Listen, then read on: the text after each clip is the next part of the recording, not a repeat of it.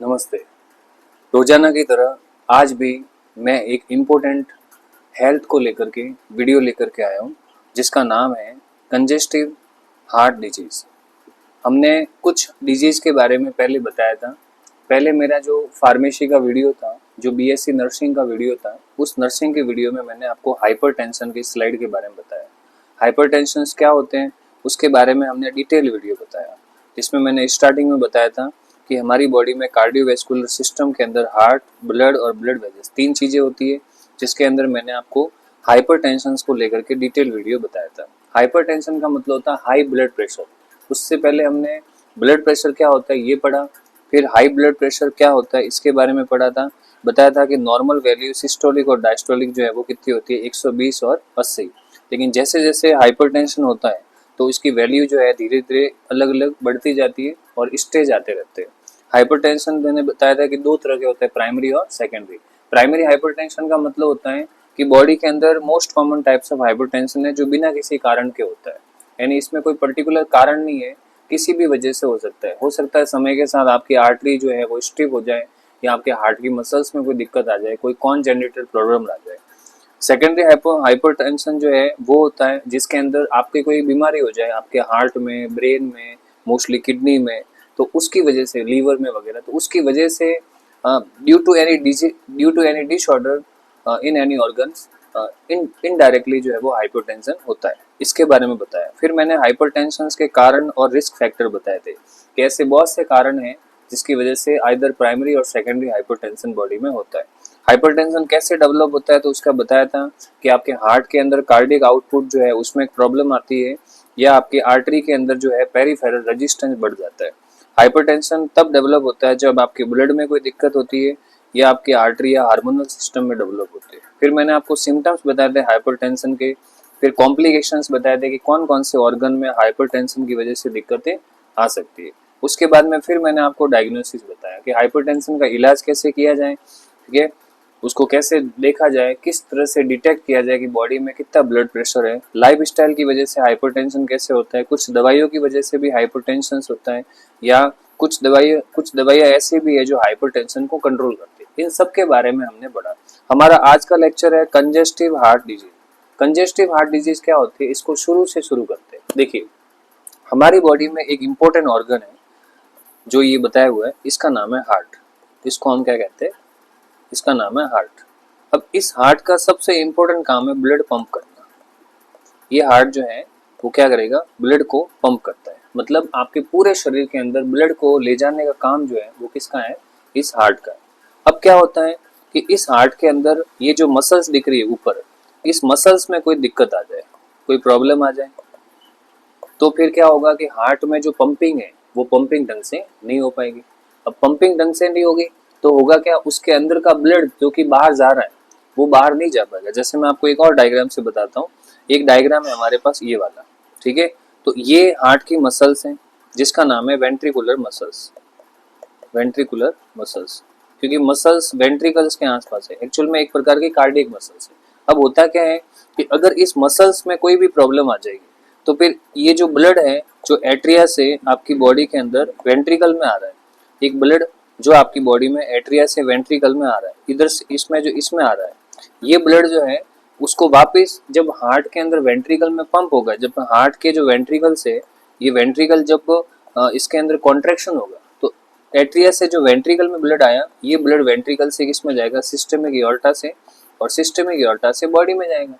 इसी प्रकार जो राइट वेंट्रिकल से इसका ब्लड आपकी बॉडी में जो है वो सीधा किस में जाएगा, वो आपकी बॉडी में लंग्स में जाएगा।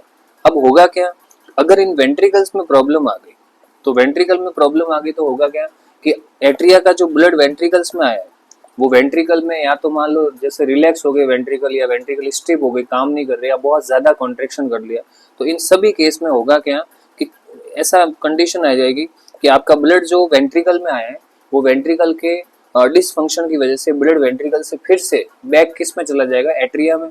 और एट्रिया में मतलब जो ब्लड एट्रिया से वेंट्रिकल में आया उसको सिस्टमिक एओर्टा में जाना चाहिए, लेकिन वेंट्रिकल में कॉन्ट्रेक्शन नहीं होगा तो ब्लड वापस किस में चला जाएगा, बैक टू एट्रिया, जो नहीं जाना चाहिए, एट्रिया में जाएगा। तो इसका मतलब इधर से जो ब्लड आ रहा है एट्रिया में पल्मोनरी वेन के द्वारा, ये ब्लड आने के बजाय वापस पीछे की ओर धकेलेगा, यानी ये ब्लड जो है जहाँ आगे जाना चाहिए वो पीछे चला जाएगा।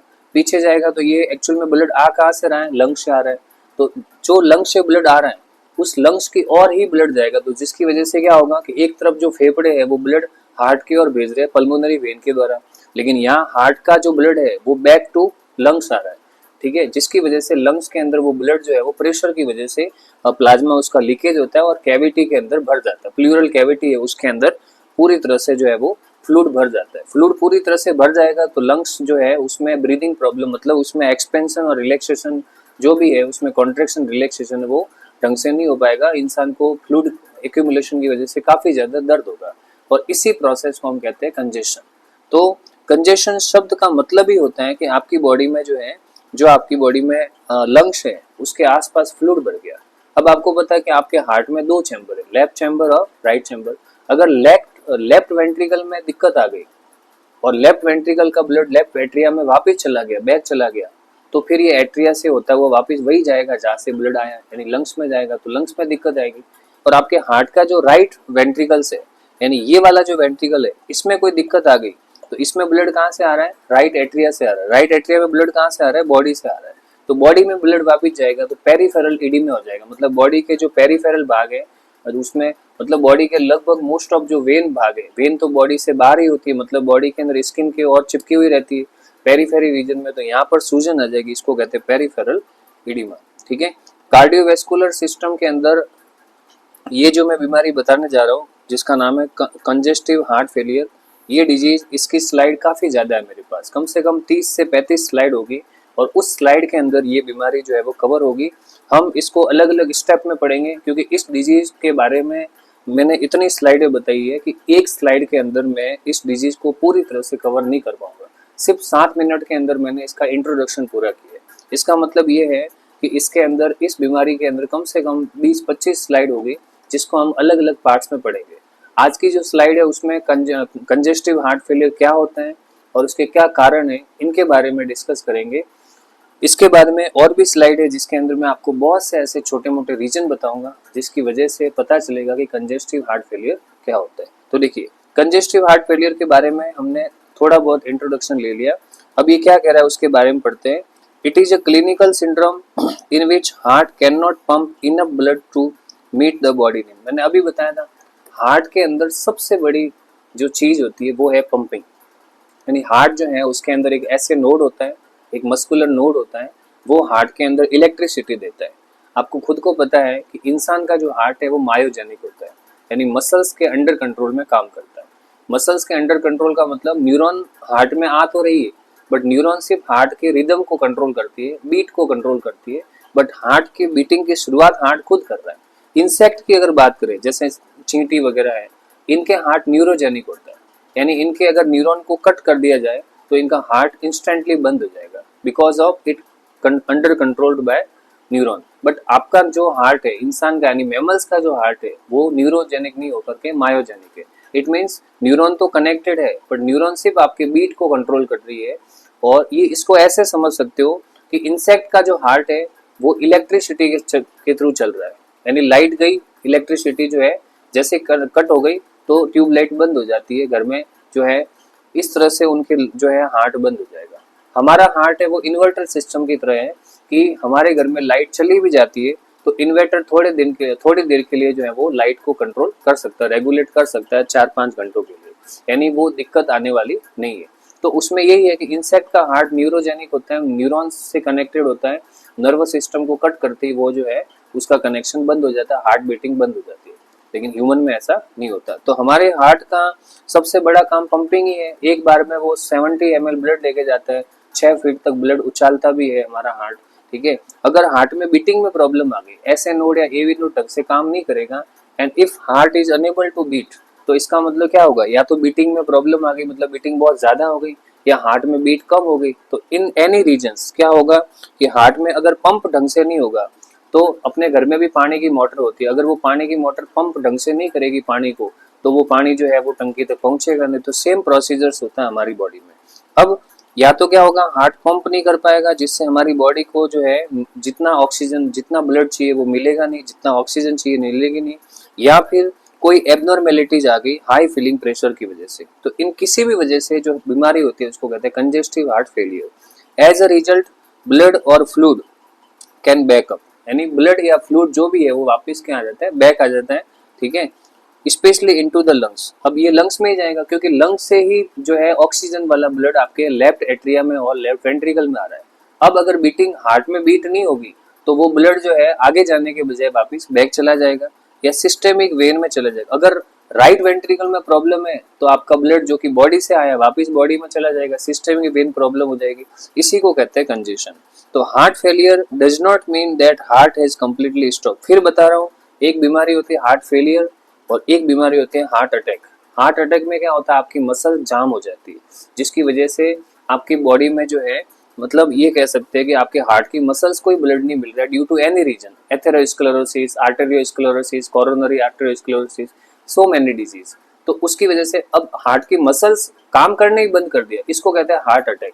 लेकिन अब आपकी बॉडी में हार्ट की मसल्स काम करना बंद नहीं कर रही है, बल्कि हार्ट की वो मसल जो बॉडी के हार्ट के अंदर पाई जाती है, जिसको एसए नोड या एवी नोड कहते हैं, वो ढंग से काम नहीं कर रहे, यानी इलेक्ट्रिसिटी ढंग से प्रोड्यूस नहीं कर पा रही।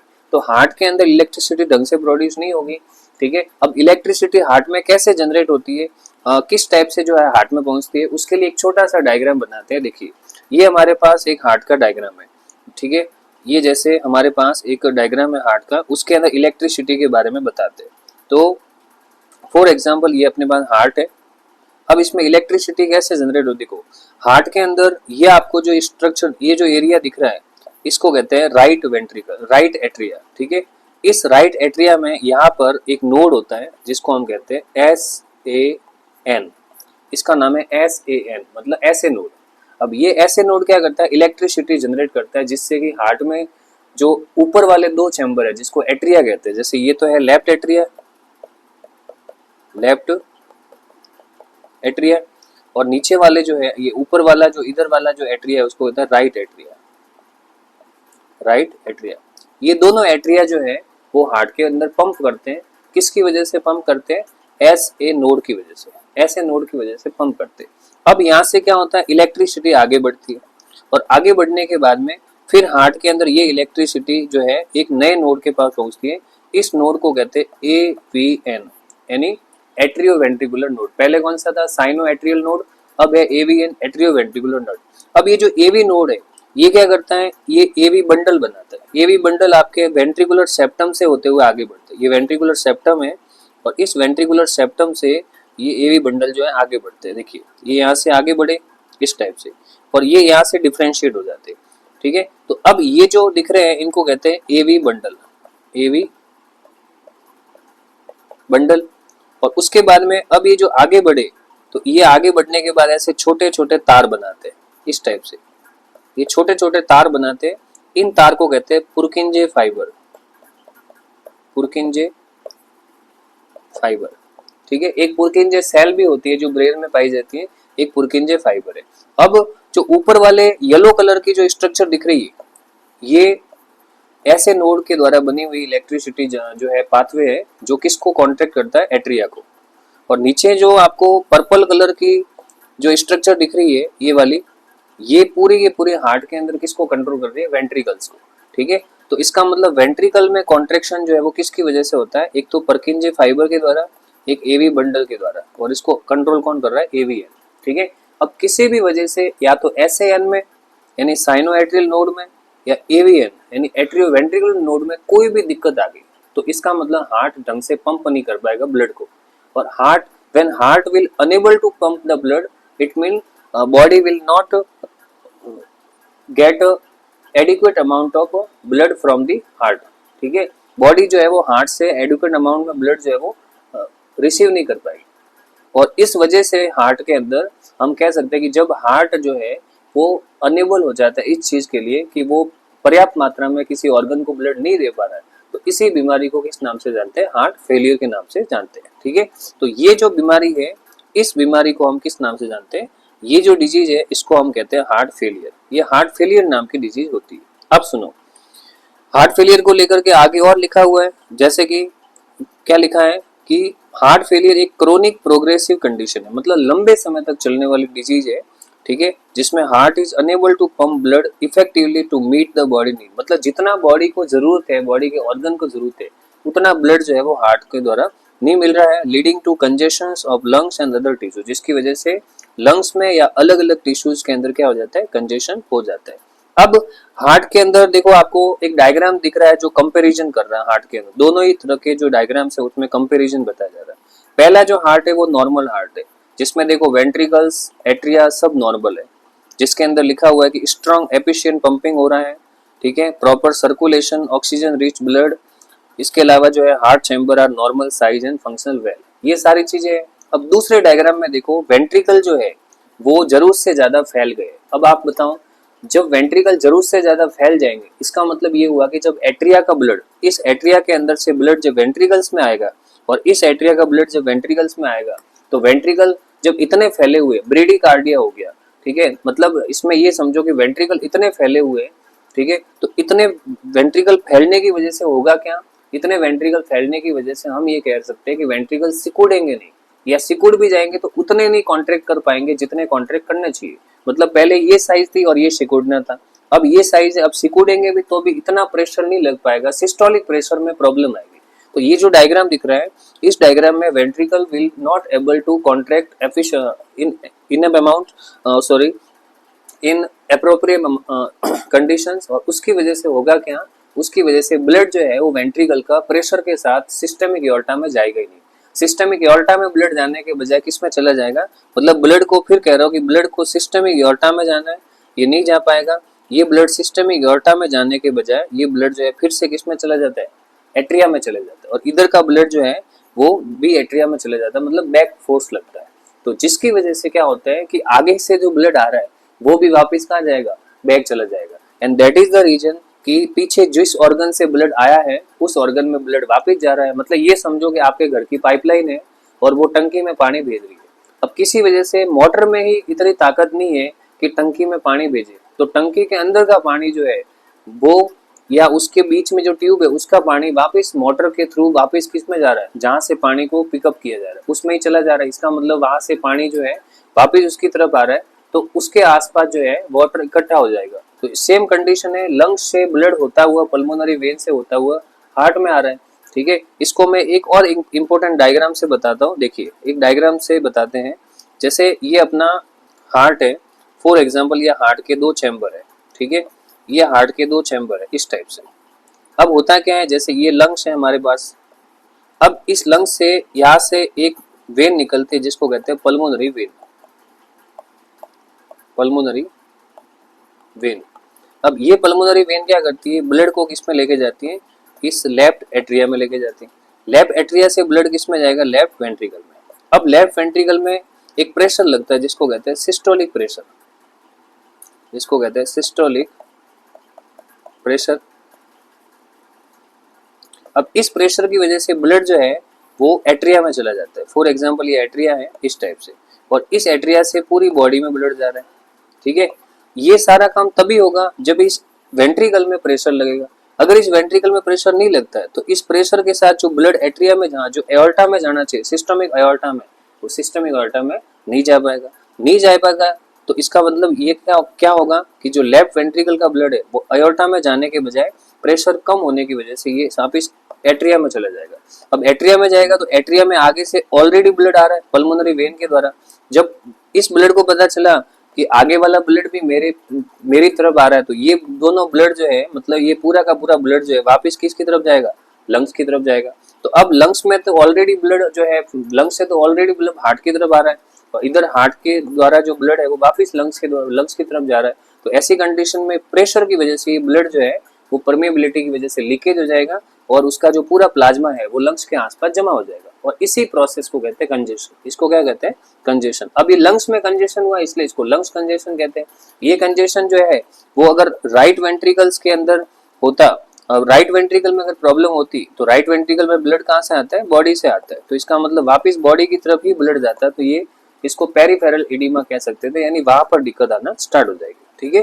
तो ये डायग्राम हमें क्लियरली बता रहे हैं कि कंजेस्टिव हार्ट फेलियर जो है उसके अंदर मोस्टली अफेक्टेड होंगे लंग्स। क्या अफेक्टेड होंगे, लंग्स।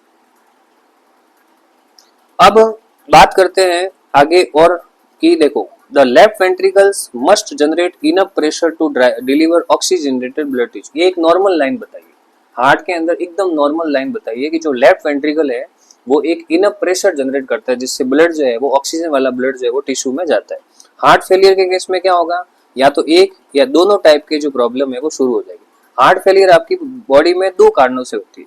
एक तो पंपिंग प्रॉब्लम, मतलब आपके अभी बताया कि हार्ट में जो इलेक्ट्रिसिटी है वो जनरेट नहीं हो पा रही, यानी इलेक्ट्रिसिटी जनरेट नहीं होगी तो वेंट्रिकल में कॉन्ट्रैक्शन नहीं होगा। वेंट्रिकल में कॉन्ट्रैक्शन नहीं होता तो ब्लड वेंट्रिकल से जो है वो अयोर्टा में या पल्मोनरी आर्टरी में जाने के बजाय वेन में चला जाएगा या वेना केवा में चला जाएगा, जिससे या तो लंग्स प्रभावित होंगे या सिस्टेमिक इडेमा आ जाएगा। ठीक है, तो ये तो the ventricle can not contract effectively so less blood is ejected, इतना ब्लड पंप नहीं होगा जितना होना चाहिए। दूसरी प्रॉब्लम और होती है जिसका नाम है फीलिंग प्रॉब्लम। फीलिंग प्रॉब्लम का मतलब होता है कि इसमें तो वेंट्रिकल कॉन्ट्रैक्ट नहीं हो रहे थे, इसमें क्या होगा, वेंट्रिकल ज्यादा ही डायस्टोल हो गए, मतलब वेंट्रिकल इतने रिलैक्स हो गए कि उसकी वजह से जो है वेंट्रिकल्स की जो मसल्स है वो एकदम स्टिफ हो गई, मतलब कड़क हो गई। अब वेंट्रिकल्स काम ही नहीं कर रहे, कड़क हो गए, इसका मतलब ब्लड आ तो रहा है लेकिन वेंट्रिकल जो है वो कॉन्ट्रैक्ट या रिलैक्स ही नहीं हो रहे।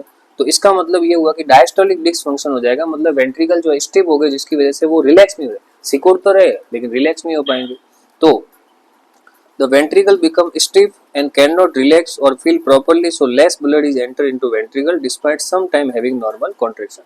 कभी कभी नॉर्मल कॉन्ट्रेक्शन की वजह से भी ये दिक्कतें आ जाती है। ठीक है, अब कंजेस्टिव क्यों कहते हैं इसका मैंने रीजन बता दिया, जैसे पूरा रीजन मैंने बता दिया। जैसे यहाँ पर दिख रहा है कि लेफ्ट वेंट्रिकल डिसफंक्शन, ये आपका लेफ्ट वेंट्रिकल है, इसमें अगर प्रॉब्लम आ गई यानी ये जो है इसमें मान लो कि कॉन्ट्रेक्शन नहीं हो पा रहा है तो क्या होगा, blood backed up toward the left atrium, blood जो है वो वेंट्रिकल से वापस किस में जा रहा है, एट्रिया में जा रहा है। Pressure rise in pulmonary vein, अब पल्मोनरी वेन में ब्लड आ रहा है, यहाँ से आ रहा है तो ये ब्लड वापस जो है वो पल्मोनरी वेन की तरफ जा रहा है, इसका मतलब प्रेशर किसकी तरफ बढ़ रहा है, पल्मोनरी वेन की तरफ। Fluid move from pulmonary capillary into lungs, अब ये फ्लूइड सेम डायग्राम मैंने अभी ये जो डायग्राम समझाया है ये वाला, इसी डायग्राम्स को यहाँ पर थ्योरी में लिखा हुआ है। ठीक है, और फाइनली क्या होगा, पल्मोनरी कंजेशन हो जाएगा, मतलब लंग्स के आसपास जो है वो फ्लूइड इकट्ठा हो जाएगा, कंजेशन हो जाएगा और पल्मोनरी इडिमा हो जाएगी जिसकी वजह से सांस लेने में दिक्कत आ जाएगी, इसको कहते हैं ब्रीथलेसनेस। क्या कहते हैं, ब्रीथलेसनेस। अब सेम कंडीशन राइट वेंट्रिकल का है, अगर राइट वेंट्रिकल में प्रॉब्लम आई तो राइट वेंट्रिकल में ब्लड कहाँ से आया, सिस्टेमिक वेन से आया, फिर से ब्लड सिस्टेमिक वेन में चला जाएगा, इसकी वजह से वेन का प्रेशर बढ़ जाएगा और मोस्टली यहाँ पर जो जुगुलर वेन होती है जेवी उसमें दिक्कत आती है। राइट वेंट्रिकल में जब भी प्रॉब्लम आती है तो राइट वेंट्रिकल का ब्लड जो है वो आपके गर्दन में जो जुगुलर वेन है उसको प्रेशर देता है, जिसको JVP कहते हैं, जुगुलर वेन प्रेशर। ठीक है, तो इसकी वजह से फ्लूइड आपकी बॉडी में टिश्यूज में एंट्री करेगा, इसकी वजह से पेरिफेरल इडिमा होता है। तो सीधी सी बात है कि लेफ्ट वेंट्रिकल में प्रॉब्लम है तो पल्मोनरी इडिमा हो जाएगा, राइट वेंट्रिकल में प्रॉब्लम है तो पेरिफेरल इडिमा हो जाएगा। तो ये दो तरह के इडिमा जो है वो होते हैं। अब हम बताते हैं कि हार्ट फेलियर के सबसे बड़े कारण क्या है। तो हार्ट फेलियर किसी भी वजह से होता है, तो जैसे पहला कारण है कोरोनरी आर्टरी डिजीज, इंसान के हार्ट की जो ब्लड वेजल्स है, जो हार्ट के अंदर से जो इतनी सारी ब्लड वेजल्स निकलती है उसमें से एक ब्लड वेजल्स हार्ट के ही मसल्स को ब्लड देते हैं जिसका नाम है कोरोनरी आर्टरी। उसमें अगर कोई प्रॉब्लम हो गई तो उसकी वजह से मायोकार्डियल इंफारेक्शन हो जाएगा। अब हार्ट की जो ब्लड वेजल्स है वो हार्ट के मसल्स को ब्लड दे रही है, अगर हार्ट की ब्लड वेजल्स में दिक्कत आएगी तो हार्ट की मसल्स को ऑक्सीजनेटेड ब्लड नहीं मिलेगा, और नहीं मिलेगा तो उसकी वजह से हार्ट की मसल जाम हो जाएगी, और मसल जाम होगी तो हम कह सकते हैं कि वेंट्रिकल काम नहीं करेगा या कम काम करेगा, तो उसकी वजह से भी हार्ट फेलियर हो सकता है। दूसरा लॉन्ग स्टैंडिंग हाइपरटेंशन, हाइपरटेंशन का मतलब हाई ब्लड प्रेशर, ये मैंने पिछले लेक्चर में अच्छे से बताया। अगर ब्लड प्रेशर बार बार हाई है इसका मतलब या तो पेरिफेरल रेजिस्टिविटी बढ़ गई है आर्टरी में या हार्ट में ही ऑलरेडी दिक्कत है, तो उसकी वजह से हार्ट फेलियर होता है। कार्डियोमायोपैथी यानी हार्ट की मसल्स का काम करना बंद कर दिया तो उसकी वजह से होगा हार्ट वाल्व डिजीज, हार्ट के वाल में अगर प्रॉब्लम है तो वाल या तो खुले रह जाएंगे या बंद हो जाएंगे, तो उसकी वजह से भी कहीं ना कहीं ब्लड बैक चला जाता है।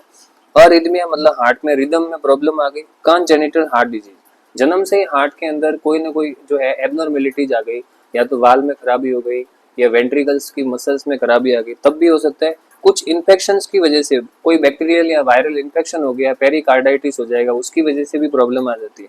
कुछ इन्फ्लेमेशन की वजह से भी हार्ट में प्रॉब्लम आती है।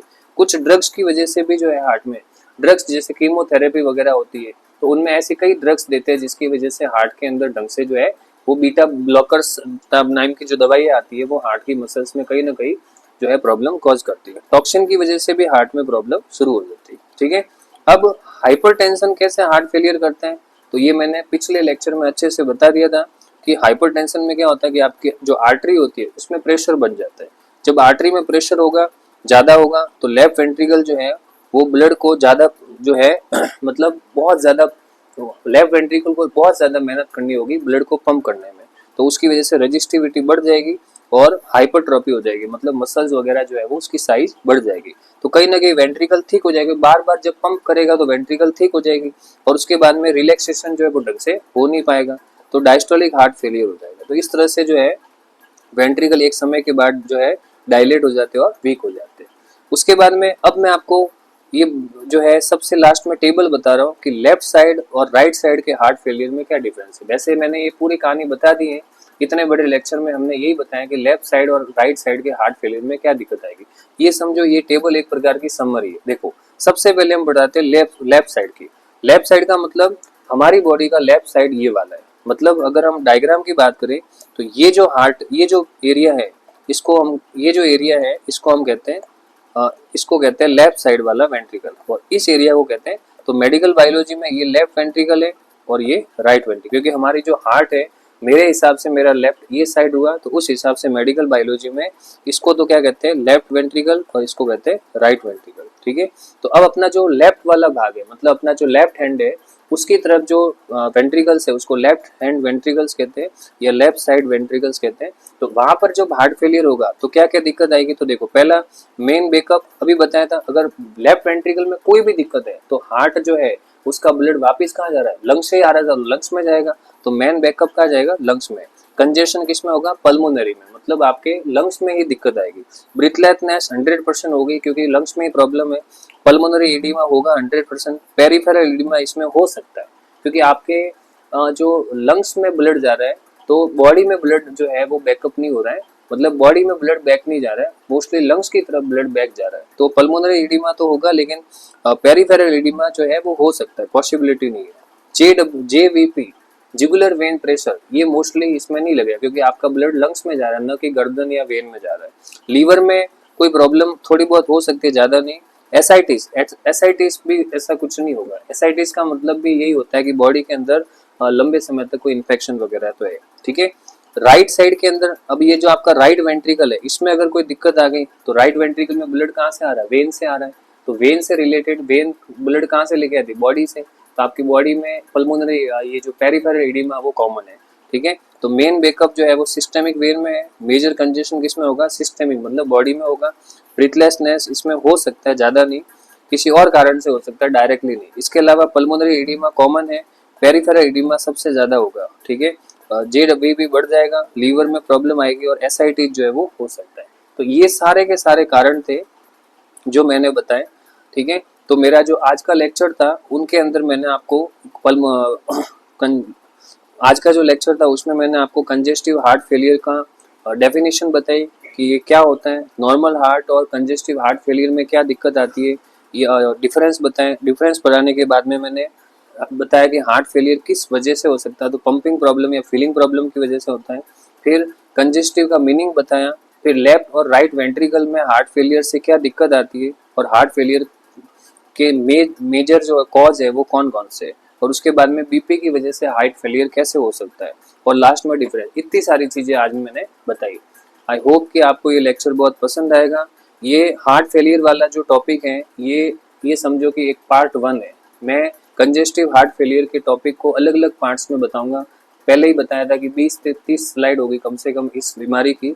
मेन पोर्शन तो हमने बता ही दिया है कि हार्ट फेलियर क्या होता है, और भी बहुत सारे लेक्चर्स है जिसको मैं आगे से आगे जो है जितना जल्दी हो सके वो पब्लिश करूंगा, पोस्ट करूंगा।